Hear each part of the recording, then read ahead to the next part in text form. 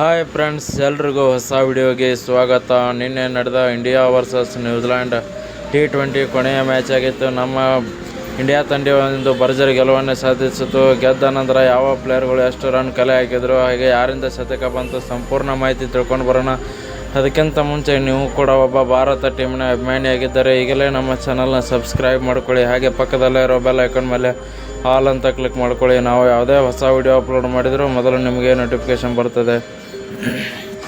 ಮೊದಲನೇದಾಗಿ ನೋಡೋದಾದರೆ, ಟಾಸ್ ಗೆದ್ದ ನಮ್ಮ ಟೀಮ್ ಇಂಡಿಯಾ ಒಂದು ಬ್ಯಾಟಿಂಗನ್ನು ತಗೊಳುತ್ತೆ. ಯಾಕೆಂದರೆ ನಾವು ನೆಕ್ಸ್ಟ್ ವರ್ಲ್ಡ್ ಕಪ್ಪಲ್ಲಿ ಟಾಸ್ಗೆ ಅಪೋನೆಂಟ್ ಒಂದು ಬಾಲಿಂಗ್ ಚೂಸ್ ಮಾಡಿದಾಗ ಬ್ಯಾಟಿಂಗ್ ಆಡಬೇಕಾಗುತ್ತೆ. ಹಾಗಾಗಿ ನಾವೇ ಟಾಸ್ ಗೆದ್ದು ಬ್ಯಾಟಿಂಗ್ ಆಡಿ ನೋಡೋಣ ಅಂತ ಸೂರ್ಯಕುಮಾರ್ ಯಾದವ್ ಅವರು ಬ್ಯಾಟಿಂಗ್ ತೊಗೊಳ್ತಾರೆ. ಬ್ಯಾಟಿಂಗಲ್ಲಿ ಅಭಿಷೇಕ್ ಶರ್ಮಾ ಅವರು ಕೇವಲ 16 ಬಾಲ್ಗೆ 30 ರನ್ ಆಡಿ ಹೋಗ್ತಾರೆ. ಹಾಗೆ ಸಂಜು ಸ್ಯಾಮ್ಸನ್ ಅವರು ಅದೇ ಕಳಪೆ ಫಾರ್ಮ್ ಮತ್ತೆ ಕಂಟಿನ್ಯೂ ಆಗಿದೆ ಅಂತ ಹೇಳ್ಬೋದು. ನೆಕ್ಸ್ಟ್ ಅಬ್ಬರದ ಶತಕ ಇಶಾನ್ ಕಿಶನ್ ಅವರಿಂದ ಕೇವಲ 43 ಬಾಲ್ಗೆ 103 ರನ್ 103 ರನ್ ಹೊಡೆದ್ರ ಮೂಲಕ, ಹಾಗೆ 4 6 4 ಹಾಗೆ 10 ಸಿಕ್ಸಸ್ ಹೊಡೆದಿದ್ದಾರೆ. 6ಗಳೇ 10 ಅಂದರೆ 60 ರನ್ ಸಲ ಬಂತು. ಅವರಿಂದ ಒಂದು ಭರ್ಜರಿ ಬ್ಯಾಟಿಂಗ್ ಬಂತು. ಹಾಗೆ ಸೂರ್ಯಕುಮಾರ್ ಯಾದವ್ ಅವರು ಕೂಡ ಕೇವಲ 30 ಬಾಲ್ಗೆ 63 ರನ್ ಹೊಡೆಯೋದ್ರ ಮೂಲಕ ಅವರು ಕೂಡ ಒಂದು ಬೆಂಕಿ ಬ್ಯಾಟಿಂಗ್ ಆಡಿದರು. ಹಾಗೆ ಹಾರ್ದಿಕ್ ಪಾಂಡ್ಯ ಅವರು ಕೂಡ 17 ಬಾಲ್ಗೆ 42 ರನ್ ಹೊಡೆಯೋದ್ರ ಮೂಲಕ ಒಂದು ಬೆಂಕಿ ಬ್ಯಾಟಿಂಗ್ ಆಡಿದರು.